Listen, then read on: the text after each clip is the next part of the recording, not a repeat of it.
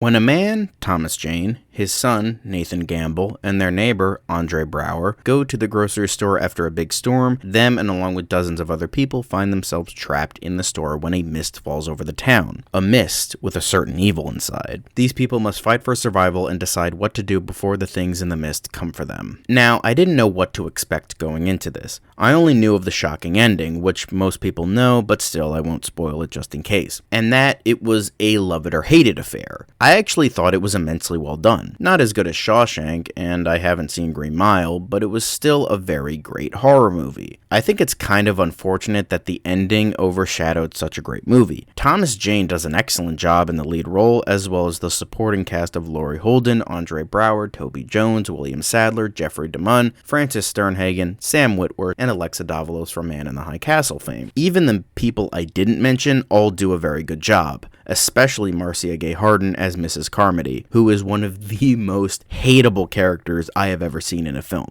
I just wanted to fucking punch her fucking teeth out half the time. Total bitch, but Harden does a great job in portraying that. I also like the themes of religion that King famously puts into his stories. Here it was pretty overbearing and kind of hits you on the head a bit with the performance from Harden. However, I still thought it was interesting that normal everyday people would recede back to a mindset where religion was the only option for comfort, I guess. And that type of thing. Not saying religion is bad, just wanted to say the extreme Westboro Baptist Church kind of religion is bad. I had 3 major detractors with this movie. The first of which was Mrs. Carmody's character. Despite Harden doing a very good job in portraying that batshit insane role, as I stated, her act gets really tiresome after a while, where you're just saying, oh, shut the fuck up at the screen 40 times throughout the movie. The CGI is also pretty dated. Even for 2007, there was no excuse for it to be this video game graphic-esque. The tentacles looked pretty horrible and the creatures were hit and miss. There was one pretty cool shot towards the end, and I think people who have seen it will know what I'm talking about. However, for the most part, there's a lot of misses in terms of CGI. The first 20 to 40 minutes was also a bit clunky in terms of pacing. It just felt a little weird and poorly paced, like it wasn't edited as well as it should have been. However, other than that, the performances, story, and themes were pretty well done. The tension and suspense filled me with so much anxiety. There were a few jump scares, but nothing horrible. Roger Ebert said this was things pouncing at people the movie, when it really wasn't. However, Ebert was never kind to horror movies, so I always call bullshit when it comes to his horror reviews. For me, the tension in some scenes had my anxiety spiking through the fucking roof. I was on the edge of my seat at one point, not gonna lie. I really didn't expect a lot with this movie, but holy hell did it surprise me. With the exception of the 3 things I mentioned, everything was very well done. I especially loved the bleakness of it, which you really don't see in a lot of movies anymore.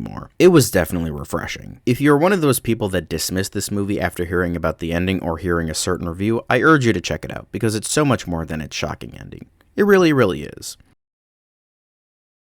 After watching this a second time, I never want to watch this movie ever again. When watching it and now knowing everything when it comes to this movie, there was just a pit in my stomach the entire time, just watching these events unfold and nothing you can do to stop it. Sure, it's one thing to know the ending, but it's another to know pretty much the entire sequence of events and just watching the horror. It's so terribly bleak, and it just really fucking got to me this time around. I did manage to watch the black and white version this time, and I do think it enhances it majorly, as well as hiding some of the more dodgy CGI. It really adds to the bleakness, and it majorly works.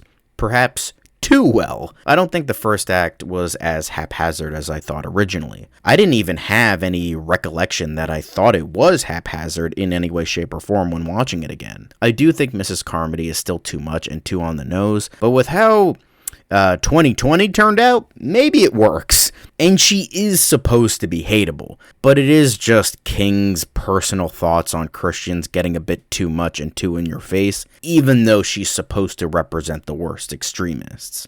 I honestly don't have a ton to say this time around, just that watching everything unfold was just so much more miserable this time around, but in a good way. The first act was great and not haphazard, and the black and white version is superior, although the color version is still great. It's a magnificent film, and one of the best King adaptations, but goddamn is it tough to watch. So, as great as it is, be prepared.